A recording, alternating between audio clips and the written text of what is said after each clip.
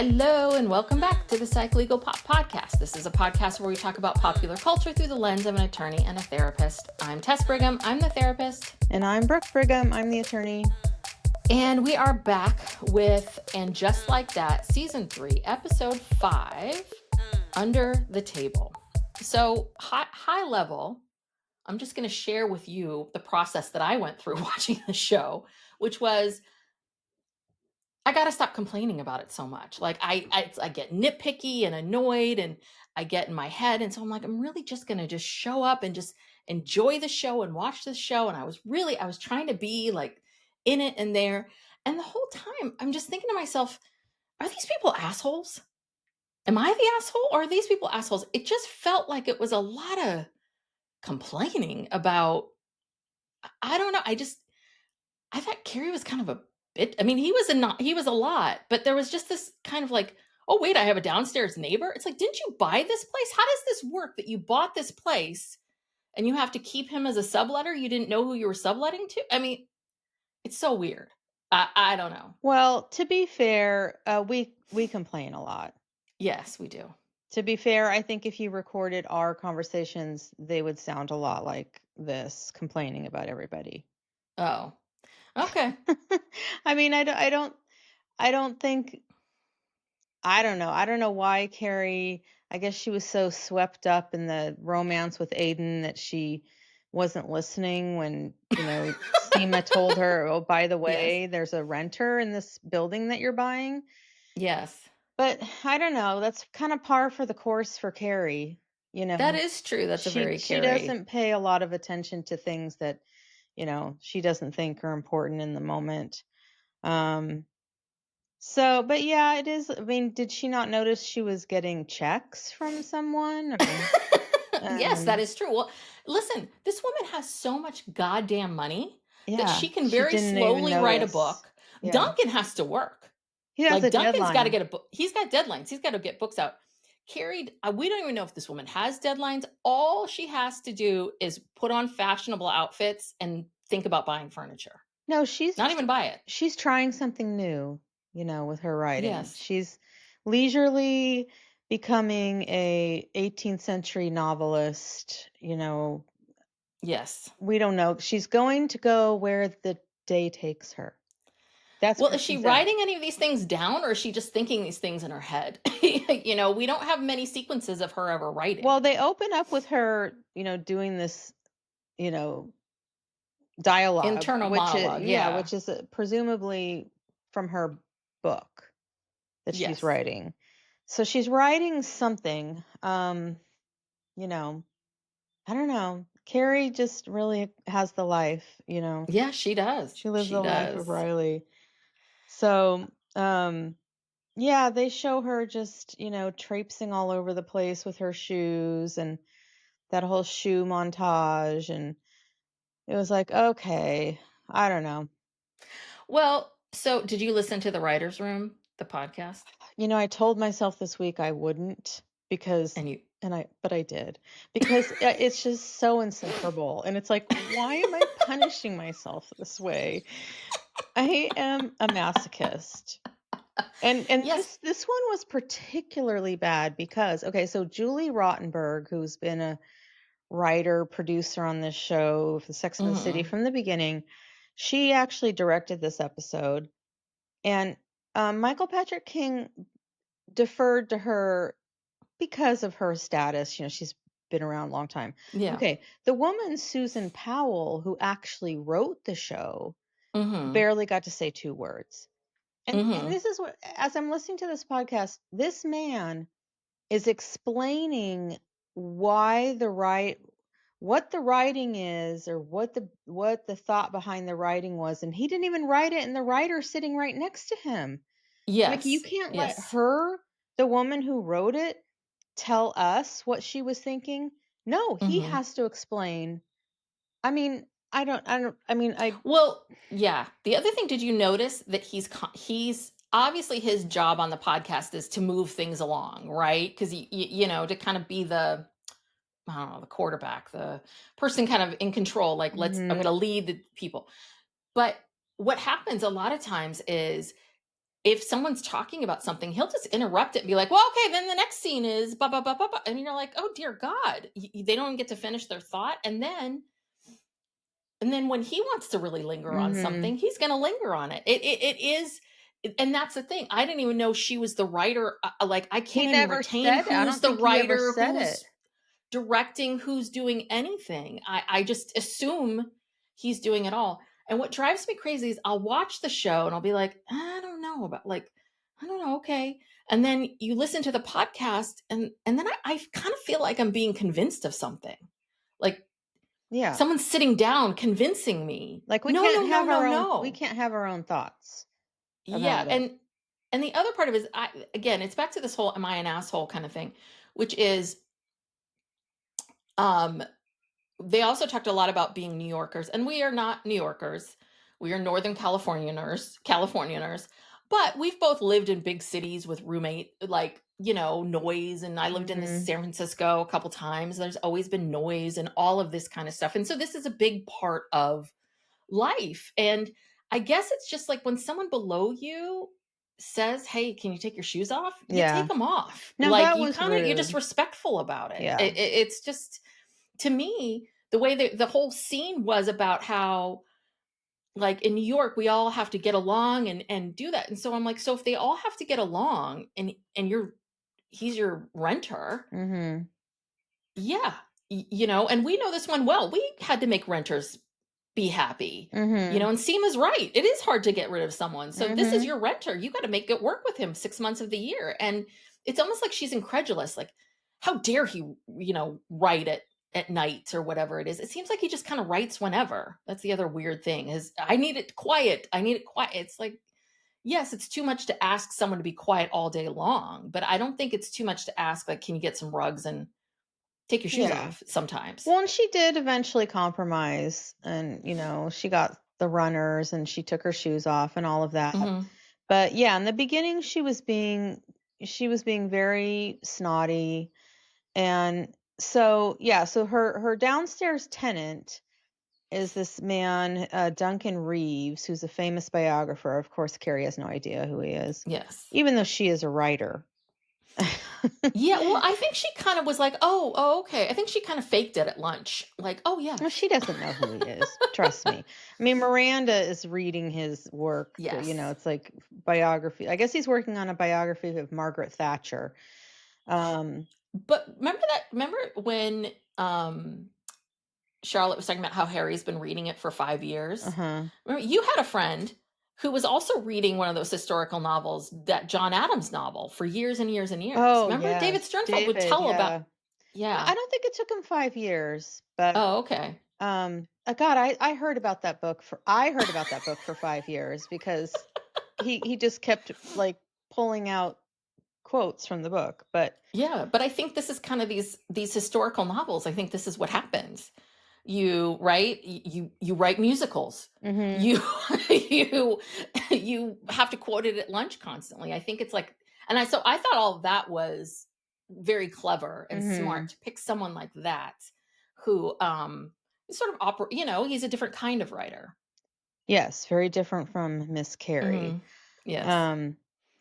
Yeah, so so she's traipsing around making all this noise, and we see him. At first I didn't know where we were, who this was. You see this man in a bed, tossing and turning like violently and just like obviously just at his wit's end, and the room that he's in looks like a hovel.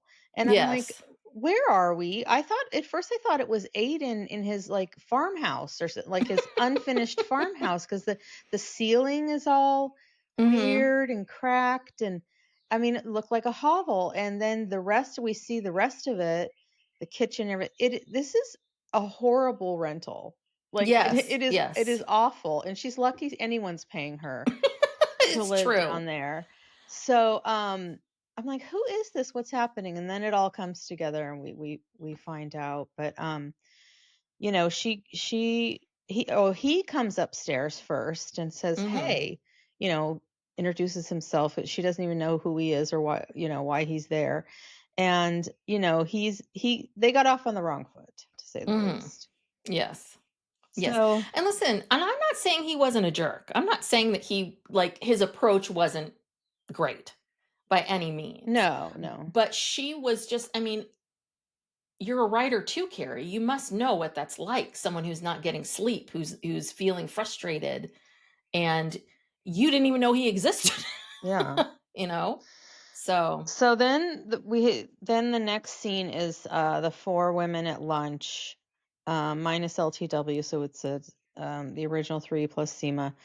And so Carrie's telling them about this, mhm. and then she pulls out that line, the devil wears Prada, and then the woman's right to shoes Yes, line, yes. which was from the oh, it's the one where she goes to that party. Tatum O'Neal throws a Yeah. party and she And has to someone take takes her off her shoes. Manolo Blahniks and someone steals them. So that was the title of that episode. And I don't know what the Devil Wears Prada was from some other episode. But anyway, it's like, oh, how carrying her shoes and how cute. And in a way, it's just kind of like, I don't know. To me, it seemed very, she just seemed to be being juvenile, honestly. Yeah, and I guess this is the thing is that yes, this is we all know shoes are her thing. Mm-hmm. This is it. I just don't feel like as a 50-year-old woman myself that I would be acting like this. It's just I don't know. I just feel like where's the evolution? Where's the growth? Where's the And even Miranda says something to Carrie like, "Oh my god, yeah, I hate my Airbnb. I've got this crazy neighbor who lives next door." And Carrie's just like, "Well, how is that helpful to me?" It's like, Yeah. yeah, it's a little annoying because Miranda's doing the thing that a lot of people do, which is you complain about someone and someone wants to complain about the same exact thing in their own life, and it's rude and it's annoying. But why are you jumping to? She's just trying to tell you something. Like it's just the whole thing was just Yeah, a well, little and bit like, Miranda was saying, he has writer's block, take your shoes off. They want this new novel or this yeah, new oh yeah, autobiography that's coming out. Not autobiography. I'm getting every word I say wrong. This new biography of whoever is, they're waiting for it. Miranda is waiting hmm for it to yes, drop. So she's like, just take your fucking shoes off, Carrie. They don't seem that yes, sympathetic towards her, honestly. yeah, yeah. I guess not. I mean, but I was just like, God, this just set a bad taste in my mouth from the beginning. I was like, this is going to be the storyline. Her being just brat. It just felt bratty, Mhm. and it It felt very was. juvenile and bratty for someone of her age It was. or advanced age. So after lunch, Charlotte and Carrie take a walk, and Charlotte asks about Aiden. And thankfully, Carrie says, it's a relief to not be thinking about what to do about it all the time. And, he can't be there for me every day. And so, Carrie, I guess, just gonna just live her life. And then this is foreshadowing where Charlotte says, "Oh, I can't imagine, Harry not being with Harry every day." And then Mm, Carrie says, "Luckily, you don't have to." mm. Dun dun dun. Okay. So the next scene is the next scene where she comes and gives him. I'm sure we have these scenes out of. Order I think actually next is the Charlotte. maybe Charlotte, maybe LTW. Well, we can just move over there and cover because there's two. So Charlotte is we see Charlotte and Harry going on a night walk with the dog Richard Burton. And so as we were saying last time about justice for Harry, I guess there was a rhyme or reason for why they were setting all this stuff up that the peeing himself and the erectile dysfunction Mhm. problems and all of that he has prostate cancer. And it's caught early, and again, I think this is a very common, like this felt very real, very much like, yeah, this is, this most likely at least one of these men Mhm. in this group would get prostate cancer. Mhm. I mean, that's just statistically. Yeah. So, But he doesn't want Charlotte to tell anyone. Yeah, and I understand why, but that's a it's lot to hard. put on her. I mean, yeah, what Yeah. she's not supposed to tell her best friend. I mean, I understand, like, yeah, and he doesn't want to worry the girls, but they're gonna find out eventually. Yeah. You can't hide something like that from your family. Well, and also she's mad at the kids because they're like, we don't want to go glamping. We don't want to do this. And she's like, yeah, you don't know how much time you're going to have with your father. It's like, they don't know that. They don't Mm-hmm. know. So how are they going to change their opinions or want to do it differently if you don't Mm-hmm. tell them what's going on? Right. And so that to me feels like you're kind of setting these kids up to fail because they're just being kids. Like, of course, no one wants to go spend time. You know what I mean? Like, it's very normal for Lily to want to be with her boyfriend. So guilting her and making her go, not knowing why, Well, yeah, doesn't feel right. I don't think it's fair of him to put that on her. Yeah. Because that's just not it's not realistic. Yeah. So Oh. at this, and so we see all of this, and then we have the stuff with LTW because she's going. We hear that she's going to go glamping with the whole family's going glamping with Charlotte and Harry, but she has to travel to Atlanta. And again, what is going on with this couple? Why is Mm-hmm. Herbert such an asshole? He really was an asshole. He's been an asshole for the Yeah, last he few has weeks. been. Yeah, No, probably no, this no. whole season. 2 years. I feel like last season he was kind of an asshole. He was a good Yeah. guy season 1. Season 2, it all became so we have to make him an asshole for her to want to be with this other guy? Like, I think it would be a little bit more interesting and complex if he was a really good guy and but he always puts everything on her, Mm-hmm. or he doesn't know how to help her, and then she's got this other guy. Like, but to make him a raging dick, like, no need to pack. What, you're packing for him? You're Yeah, packing for she these packed for the kids? whole family. And yeah, and the fact that he doesn't remember that they're even going, and it's all about him, and yeah, he's just, yeah, I guess it is a familiar formula. Your husband's being an asshole, and then along comes this, Hot nice guy. hot guy. It's like, what are you gonna do? Yeah, but it's just it's is this really who LTW is, that she's just going to keep taking it and taking it and taking it? Do you know what I mean? Like, that she's not going to have her mm, kids pack themselves, that she's not going to, and even, yeah, okay, maybe they forgot about the glamping or whatever. I mean, well, I don't know. like Charlotte, she's caught up in this.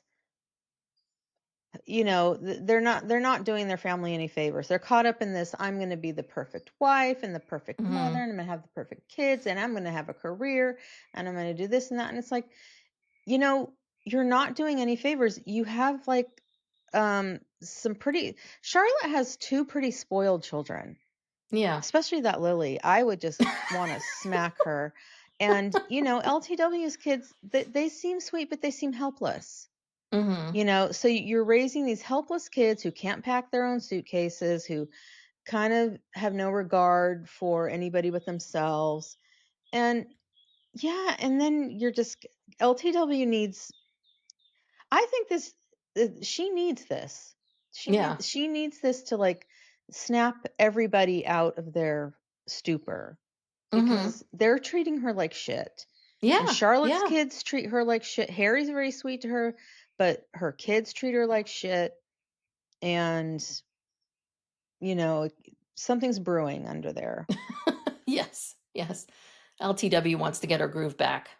Yes. So yeah, All she's right. on the plane with Marion, and she's, rushing because she's late. She's this poor woman. She gets up early, she has to pack everything, then she has to go to Atlanta for the day, and then get back, and then Mm-hmm. get to Governor's Island, and then when she gets there, Herbert's mad at her because she forgot the chocolate. Yeah, and she gets the middle seat too. She has to be squoze into that Yeah. middle seat. Well, I mean, maybe she yeah, liked that, being cuddled up next to Marion. maybe. I would. But yeah, and then on the writers' room, they're having this whole debate about whether or not did she hear it? Did she not hear it? Did she hear that? And I'm like, of course she would have heard it. Of course, she doesn't miss a thing. She doesn't miss a Yeah. beat. She doesn't forget. Although wasn't there that one episode, I think it might have been the first season, where she threw a birthday party for someone, and she forgot to Herbert, and she forgot to send out the invites. Yeah. But but Charlotte is like, who cares? You can get it at the gift shop, because those glamping places have stores where you can get some more supplies and anything else that you need. Yes, Brooke. Was this kind of like when you went glamping? It was very similar. Yeah. Oh, that looked like fun. Actually, that's the kind of glamping I would actually do. Yeah. No, that's with the big tents and stuff. I mean, their glamping, though, I didn't think was very rustic, because basically your view is of Manhattan. Yeah. With a few little trees there. But yeah, that's what glamping is. If you forget something, it doesn't matter, because you're not out in the middle of nowhere. And there's a store like 5 steps away, and there's a spa. Yes.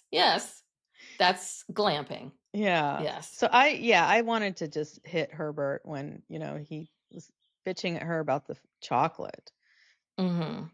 Anyway, and then he sees a selfie on her phone that was taken on the plane of her and Marion, and now he's pissed. Yeah.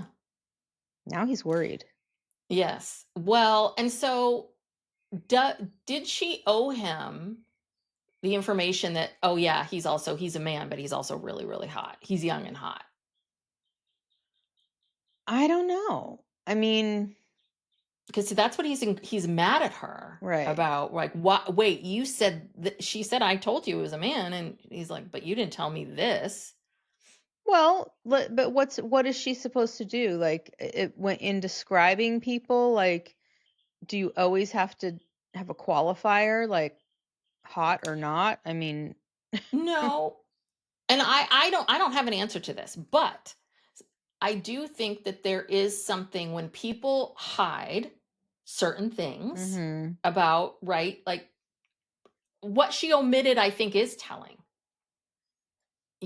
She didn't say, oh yeah, and he's also really young and hot, when they were debating this whether or not she should hire him. But if she had said that, maybe he would have been like, well, whoa, wait a minute. I think she didn't want him to know. Yeah, that's what I'm saying. Yeah. You knew this was going to be a problem. That's all. Well, yeah, because she says to Charlotte, an hour later in the pool, she says, I have a work crush. I took a day trip with this guy down to Atlanta, and now I'm in love. Well, she has a work crush on her editor. And Charlotte, this information normally would just, send Charlotte into a tizzy, but because she's thinking about all this stuff with Harry, and she's just feeling so badly, she barely registers with her. And, LTW is very sweet and comforts her, and she doesn't want to talk about it. But yeah, because Charlotte, and that's why she's clearly in a lot of pain, and Harry has said don't tell anyone, and here's her friend, she could really use some comfort from her friend, and she can't tell her. It's a terrible spot. It's a really, really terrible spot to be in, because you do want to be respectful of.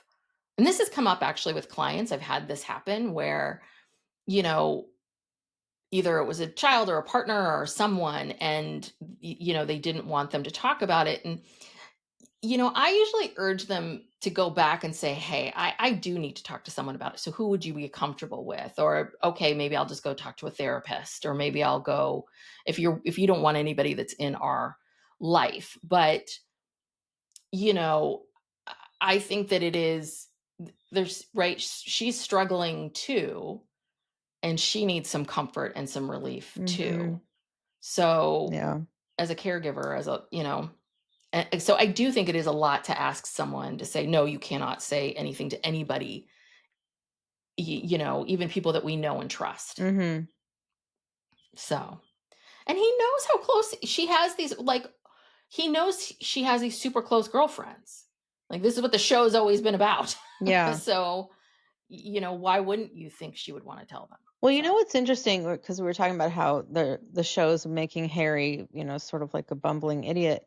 So when I finished watching this episode, somehow on Max, the it reverted back to wherever I had left off watching Sex in the City, you know, because you know Oh. what because like I'm always sort of watching it here or there, and then it went back to the last episode that I had been watching, and it was the one where Charlotte met Harry. You know, he was her divorce attorney, and then you know they have hot sex, and she's telling everyone, she's like, you know, I'm having the best sex of my life with this guy who's like just disgusting. You know, he's bald and he's sweaty and he's short and he's loud and, you know, so she's really resisting, you know, so she's trying to, so Samantha tells her, well, just treat him, you know, like just say this is just sex. Just be like a man. Just treat him like that.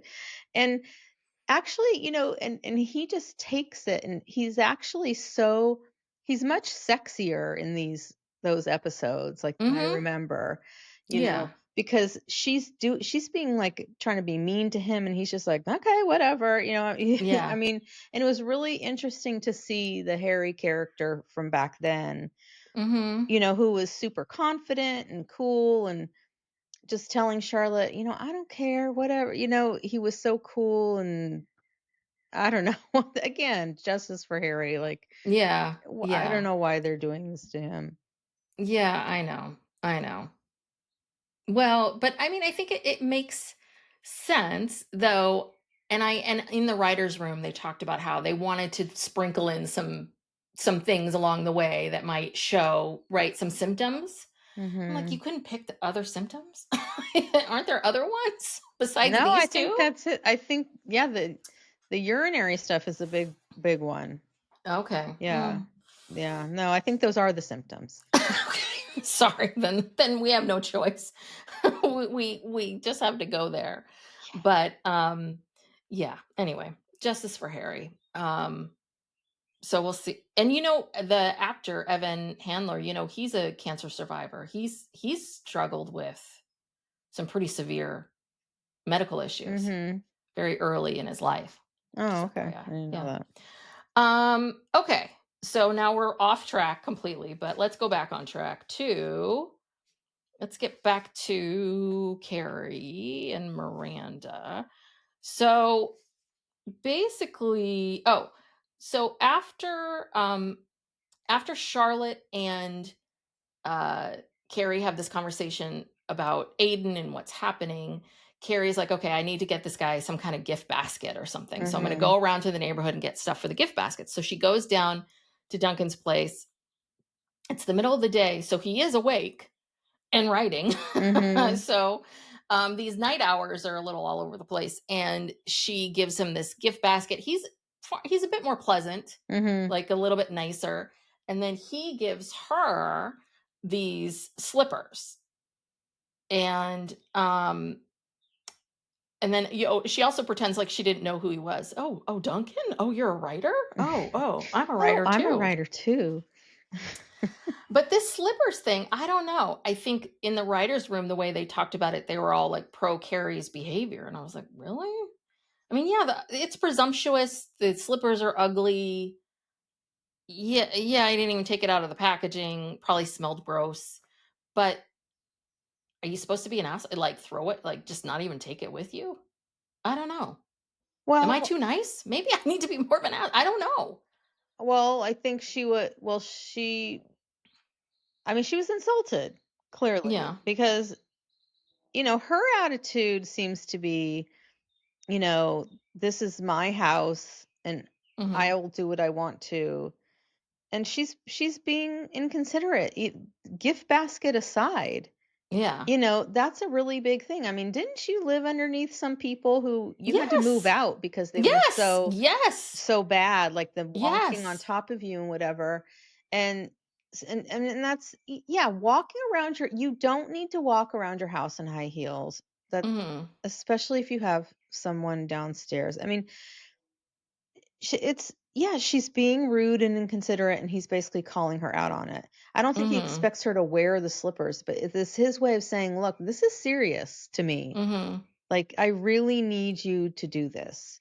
Yeah. And she just like is just sort of like, no, you don't want, doesn't even want to touch the slippers, just puts them back. And then when she leaves, Oh, well, and then he also complains about the construction in the garden, that Adam and his nephew are doing. And she leaves and says, well, it's New York City. There's noise. So she's still just being Yeah, that's being why I'm Carrie. just like, okay, yeah, there's noise. Okay, yes, that is true. And Yeah, no, but she's wrong. I think she's wrong. again, I just think that if you're trying to negotiate with someone, if you're trying to work something out and get to a resolution, you cannot be an asshole. You just can't reject everything that they say. You can't, Mm-hmm. you have to make some concessions. You have to do that, which she finally gets to. And she does buy those rugs, which I was like, okay, that was nice. Good. I'm glad. Buy the rugs, do a few things. You have tons of money and time, okay. Yeah. Anyway, this is so I think the day before, was it the day before or night before, Miranda has been having problems with this Airbnb because this person next to her keeps playing heavy metal music. She wrote a note, put it under the door once, it worked. So she wrote a second note another time and put it under the door. And we see, I guess this is a classic New York naked man with meat cleaver. Oh New yeah, York happens all the situation. time. So that I mean they needed some kind of plot, something to get her over to live with Carrie. Well, yeah, because she had And talked to Carrie previously, where it was Carrie asked her to move in. Did Carrie ask her to move in first? She says, "Why don't you just move in with me?" And then Miranda was like, "Oh no, I like my privacy too much." And then Carrie said, "Oh yeah, you're right. I like mine too." I mean, I think neither one of them really wanted that. yeah. So they kind of left it alone. Apparently they used to live together back in the 90s or something. But I mean, yeah, the whole point was living with friends when you're in your 20s and 30s is a lot different than in your 50s. Yes. Yes, yes, Because you're yes. so set in your ways and you have your things and you want your privacy and all of that. But yeah, they had to do something so severe, like a naked man standing there with a meat cleaver. Yes. That had to be so drastic to drive Miranda into Carrie's house. Yes, yes. So So, yeah, they start living together. And so immediately like Miranda arrives and she's like, "Ooh." So she's concerned about Miranda's suitcase, but not her making shoes, noise, right. making noise. And that was the weird thing. It was like, so, okay, so now you're going to pay attention to this. And then she's talking to Miranda about like taking her shoes off. And, but Carrie can keep hers on because she knows how to walk in them softly. Yeah. That that That was weird. that didn't come off well. She really came off as a jerk in this episode. Yeah. Um Well, and so then Miranda's knows that Duncan lives there, so she grabs her book, which mhm. no one knew where it came from, and right? And this felt very real of Carrie being very mortified and Miranda being like, "Hi, can you sign my book?" And he's very kind and charming and nice to Mhm. Miranda, and and signs the book, and on his way, and okay, everyone's met him. Yeah, okay. So then Miranda is getting ready to go on a little date or just going over to Joy's house, and Mm-hmm. so she's getting dressed and Carrie's helping her. It's sort of like, girlfriends like getting, helping each other pick out an outfit or get ready, and Carrie gives her this scarf, and she brings up how Miranda had previously lost some bag of hers. Mm-hmm. She's like, "Oh, take this." And Miranda's like, "Oh, no, no." And Carrie's like, "Oh, it's nothing. I got it at a flea market." But that's the thing with Carrie. Everything is like, she makes a big deal about it. And then it's like she Mm-hmm. pulls back. And it's just Mm-hmm. like, "Oh, no, no, no." Like this very passive aggressive Yeah. all over the place. Yeah. Yeah. No, it is. It is because it's like if your stuff is so precious and you act like it is always so precious, Mm then again, you are 50 some odd years old. You've loaned things to people. You know how this works. hmm. Do you know what I Mm. mean? It's like you know how this works. You know how to do this. Um I will say that I did enjoy, I mean, at first, like that whole scene with the yogurt and the banana Oh, that was when, hilarious. um, I mean, I can see that was interesting because I could see how, yeah, Miranda would get something stuck in her mind of like, yeah, you never ate breakfast, you just had a cigarette, and not making the connection like she doesn't smoke anymore. And she probably is eating breakfast. And it But is possible that she decided to start eating something that she didn't eat before. okay, but the way Carrie got so incredulous about it. Okay, someone's coming to stay with you. Mhm. Okay, they just got there. No one's had time to go grocery shopping or do anything. The next morning, they get up, they want to eat your yogurt. Who Yeah. gives a shit? Yeah, I thought it was a little much She too, was but so rude about it. It's like, mhm. "You took the last yogurt?" And Miranda's like, "Oh, I didn't realize." Like, I'm team Miranda on this. She got up, Mhm. she's hungry, she sees a banana, she sees a yogurt. This is her good friend. It's not like there's some dearth of food, that you can't go out and get more food. And, Mhm. Carrie is being a horrible host. Yeah, she's not a good host. No, she's a horrible host. And, Miranda could have been more like, "Oh, I'm so sorry. I'm going to go to the store after this and I'll Mhm. stock up. And what kind of yogurt do you like?" or whatever. But someone eats your last yogurt in their first day. Who gives a shit? Yeah. Yeah. Well, the other thing that makes me crazy too is all of this is all relative. And all I can think is, Carrie, you have no fucking job. You have endless amounts of money. Miranda doesn't have endless amounts of money and she has a fucking job. Like, Yeah, and stuff going on. she's working at a Y- nonprofit. yes, she's doing a lot of stuff here. And yes, again, I know you're a writer, Carrie, but this, you do not have to write in order to eat. Mm-hmm. You have so much goddamn money. You can't go to the store and stock it up. And again, I think that what we were seeing with Miranda and Carrie was, I think it's very much like a 50-year-old that's never had children and a 50-year-old that has. Mm-hmm. Because Miranda knows when you have kids, you do not get attached to anything. Mm-hmm. I don't know the last time I've had leftover pizza. I don't know the last time I've had leftover any certain things, like because it gets wiped out, and so you don't get too attached to it. Mm-hmm. But I can see how this woman who's never had kids, never really known what it's like to have milk in the house and all those kinds of things when you're a parent. But at the same time, you do know how to act as a human being. Mm-hmm. Do you know what I mean? It's As a like I can see that, host. Yeah. I can see the feelings behind it, but I just feel like, wouldn't you be better about this now? Oh, Anyway.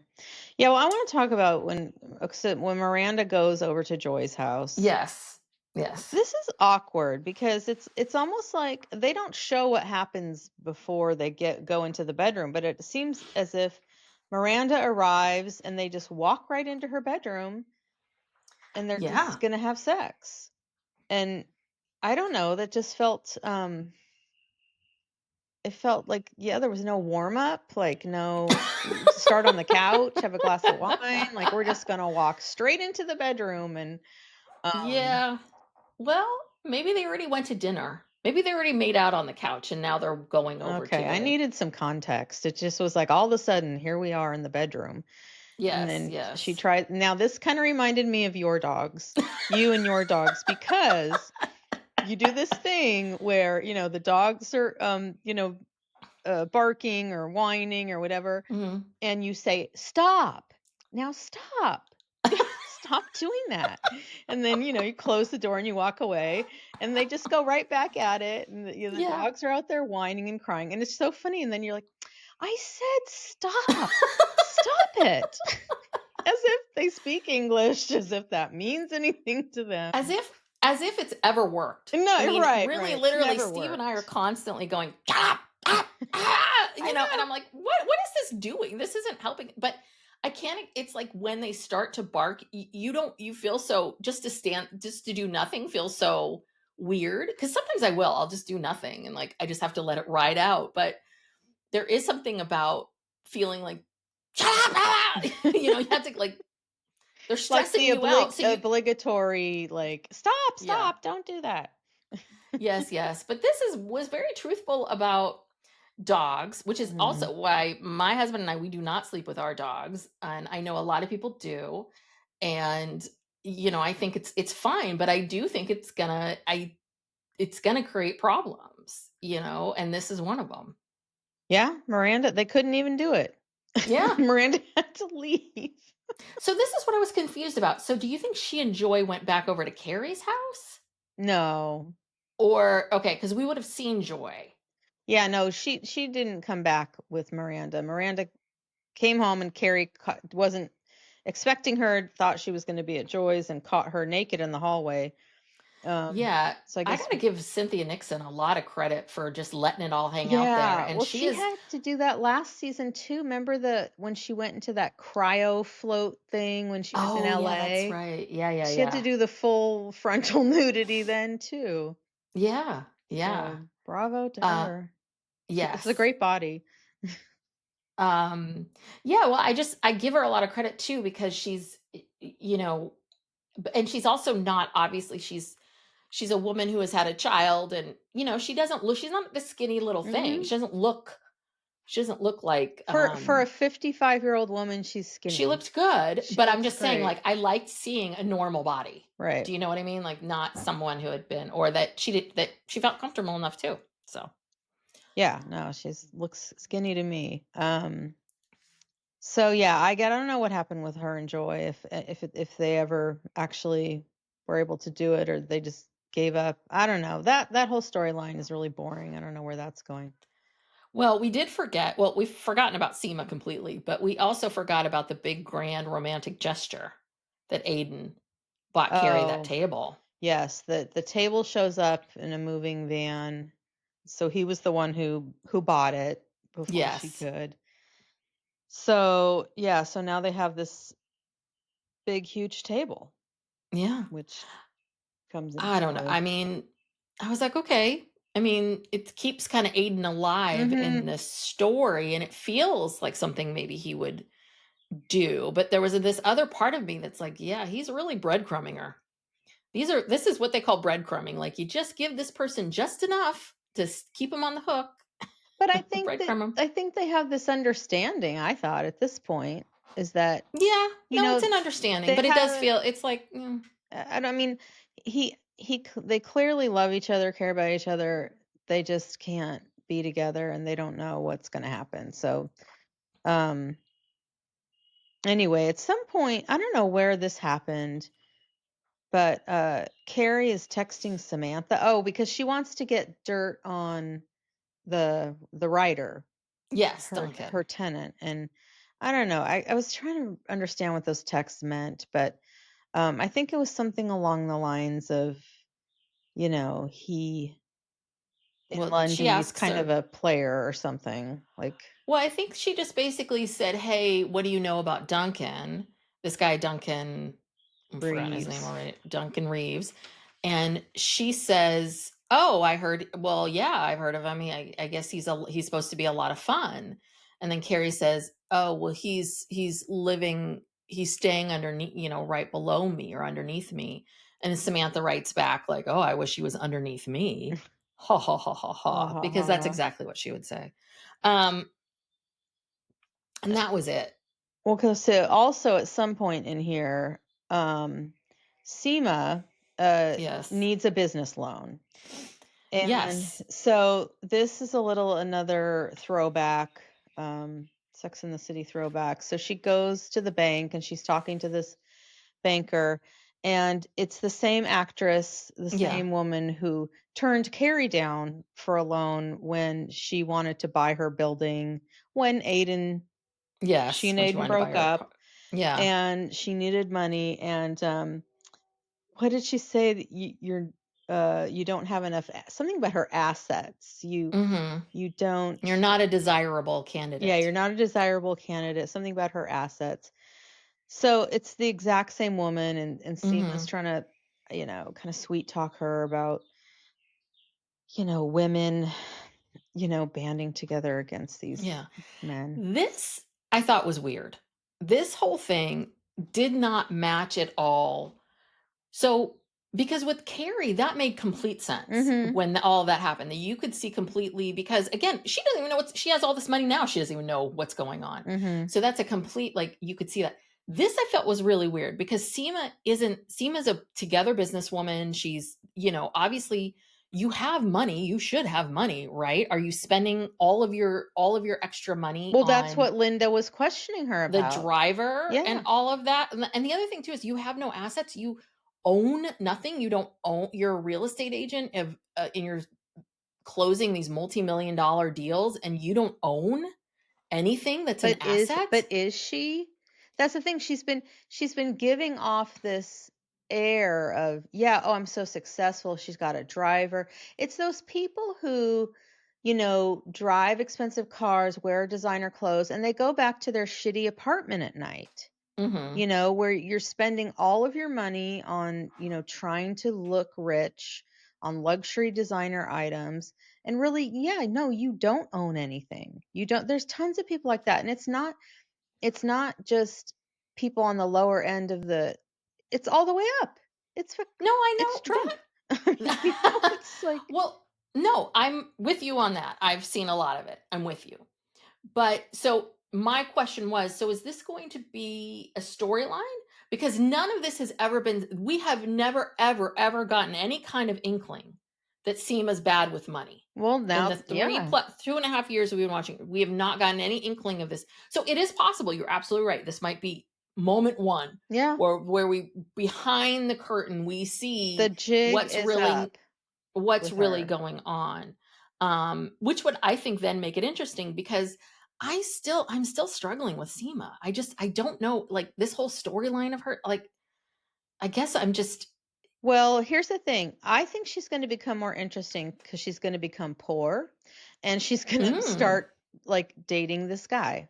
Yeah. Okay. That might be interesting. Yeah. Yeah. This is the only way to make her interesting, is we have to make her poor and with some scruffy guy, who's really nice. So so then they go back to Carrie's apartment or house, whatever it is. And Adam is out. Well, she's outside smoking. So the guy, Adam, and his nephew are just kind of sitting there because Duncan has told them, you're too loud. So they're just, I don't know what they're doing. They're sitting in the garden, and Seema is out there pacing, smoking, I guess waiting for a call from Linda. Yeah. It's not going to be good news. And then Adam says, can I have a drag of your cigarette? And so then they start, talking and sharing, and you can see it's very obvious that. Well, and he mentions a girlfriend. He mentions that he's seeing someone, that he's dating someone. So we shall see what happens. But yeah, I mean, I think that he I think would be a good match for her. So I would like to see that. I do not want to see her with another rich, handsome 60-year-old that treats her like crap. Yeah. I'm kind of done with this. And I'm also I want to see who Seema is. I feel like you want us to like her, so let us see her vulnerability. Let us see that. And I just don't feel like I'm getting enough of that with her. I just don't. Because I'm a little bit annoyed. Like, why don't you have any money? What is going on here? We're gonna find out. We're gonna find out. The walls are coming down. She's been living. She's been living a lie. This becomes like a whole separate thing where the yes everything starts falling apart in Seema's life. Now, there's this other thing that again, maybe I'm the asshole. Maybe I just don't know anything about people, but this whole thing where Miranda goes to Carrie and says, hey, do you think Seema could help me find a place? Now, I understand Carrie's initial thing of like, oh, Seema kind of does multi-million-dollar properties like what I have. And she's not looking for a 2-bedroom and, wherever for you. And I can understand that. And she says, well, I don't really want to mix friends with business. And then I'm thinking to myself, but you've done several business deals with Seema. Yeah. It would be one thing if Seema was a real estate agent that you never worked with and you don't want to mix these things. It's a little bit like, okay, so it's okay for you to do business with Seema, but you don't want Miranda to even ask and Seema's a smart enough woman that she will, she's confident enough, she'll say no if she doesn't want to. Yeah. Also, Miranda's not a slouch. They sold they sold their brownstone in Brooklyn, and I'm sure she's walking around with a lot of cash. You know, she needs a place. Yeah, no, Carrie's just selfish. Carrie's just always thinking about Carrie. Well, how is this going to affect me? You know. So, but well, yeah. What finally breaks her of that is this table scene with Miranda. So Miranda's got all of her stuff spread out all over the new table from Aiden. She's got her computer. She's got papers everywhere. She's eating Mexican food. She's got Mexican Coke that's open on the table. And so, of course, I forget how the bottle of Coke gets knocked over. Carrie is the one that spills the bottle of Coke. So so Carrie bumps into it, whatever, the Coke spills. It starts getting all over the computer and her research papers, and they're scrambling, trying to wipe it up. Like Carrie's trying to wipe it up with Miranda's research, and she's like, "No, that's my research." And then it's just like a comedy thing where, and then Miranda gets that scarf that she loaned her the night before, and then starts wiping the table with that. And Carrie's like, "That's my scarf." And Miranda said, "You said it was nothing. It didn't mean anything to you." And it was just, a total metaphor, for this whole thing. And they realized, finally, Carrie's like, Seema, can you help Miranda find a place to live? Yeah. They realize it's not going to work. And maybe Seema, because Seema's like, well, you have to be okay with, just being out of my apartment and stuff. It's like, do real estate agents you have to look kind of baller. You have to look successful. I'm with her on all of that. But do you need this spectacular office? So I think this is kind of maybe opening the door. Maybe Seema's going to find another way of doing this, like without having to get a building, without, the modern day tele version of everything. Yeah. So we shall see. But I think that's everything. I think we covered. Oh no, we didn't even do the last scene with Carrie and the fire. Oh yeah. So who is she? She's out in her courtyard. Who is she talking to? I think she was talking to Adam and Jamie's the nephew. Yeah. Okay, so yeah, she's talking to them, and all of a sudden she smells smoke and coming out of Duncan's place, and she looks through the window, and there's all this smoke, and she busts down the door, and yeah, and again, I guess he's so engrossed in his writing that he can't see or hear. Because I know he's got big headphones. Yeah, he had big headphones on, but okay. And so he basically, a pot on the stove was boiling over, and then he got a kitchen towel and the fire and the flame, and then that fell to the floor, so it almost started a fire. And Carrie was able to put the fire out with one of her shoes, with her high heel shoes. And so that got them out to dinner and having dinner, and he reveals that he is struggling writing this woman, Margaret Thatcher. They both reveal we're both doing something new and different, and it's scary. And so they have this nice meal, and then the next scene we see is her going back to her apartment, and then her finally like taking off her shoes. Yeah. So because this guy know. he's been humanized, I guess, enough for her that she actually cares about his feelings. As opposed to caring about his feelings first, and then because he is a human. Okay. Right. Well, and I can't help but think that this guy has to be he has to be there for her as a love interest, right? Why would they go through all this trouble of developing this character and this whole background, and they're both writers and blah blah blah. So it feels like this has got to be something. Yeah, I mean, it's definitely got to be something. I don't know if it'll be like a romance, or if maybe she has feelings for him and that sort of pushes her with the Aiden stuff. I mean, we thought Adam was there for her, but he's not. He's there for Seema. So we shall see. But it's so interesting because the, when we watched the show when it was on Sex and the City, I think Carrie was someone that people liked, that she was, she was this, I did not dislike her. Mm-hmm. And it's so interesting hearing all these younger women, like the younger generation, started watching the show going, this woman's an asshole. Mm-hmm. And it was like, now you can really see it. Yeah, It's in like almost like hindsight, I can't unsee it yeah. now, of just how.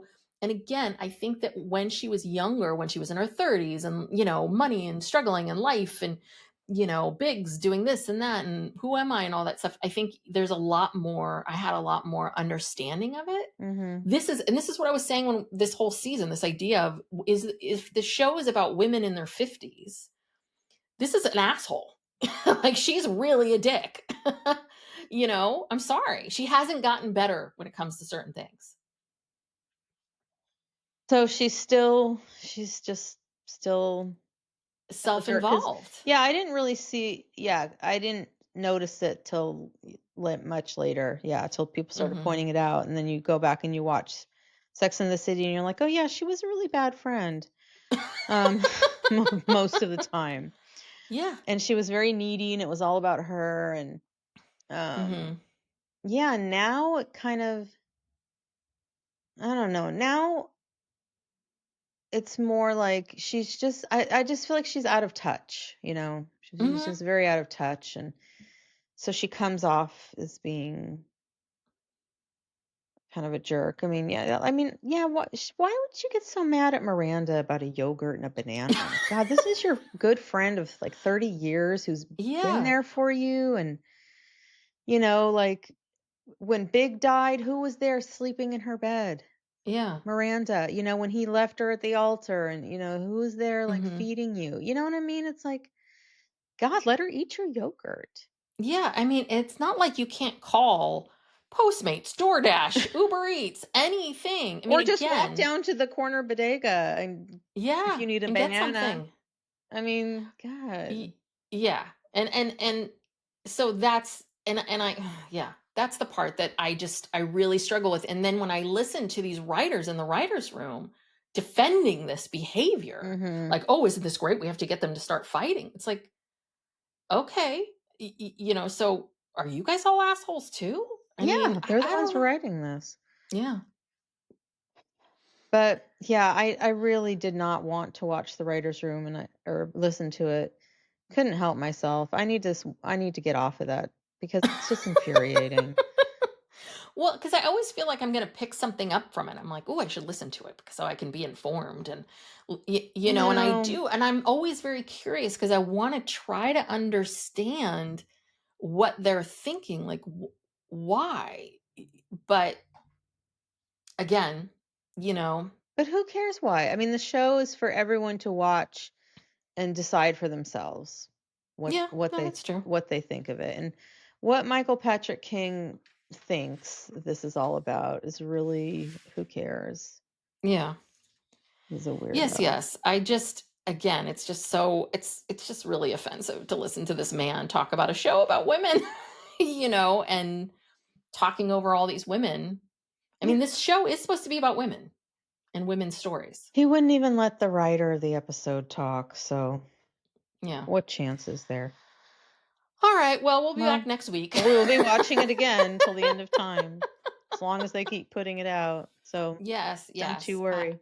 I don't know. I gotta work on my attitude before I start, because the thing is I don't watch it right away, so I already start seeing the rumblings of people, and I can hear the annoyances, and I think I start to get annoyed. But anywho, all right. Well, thank you so much for tuning in. We are here. We're doing And Just Like That these are dropping on Mondays. Thursdays, we're still doing various documentaries. This Thursday is going to be Trainwreck, the tragedy of Astroworld, which was very interesting. Very. And if you want more from us, you can check out our Patreon, where we do a weekly bonus. We have some extras for our higher tiers.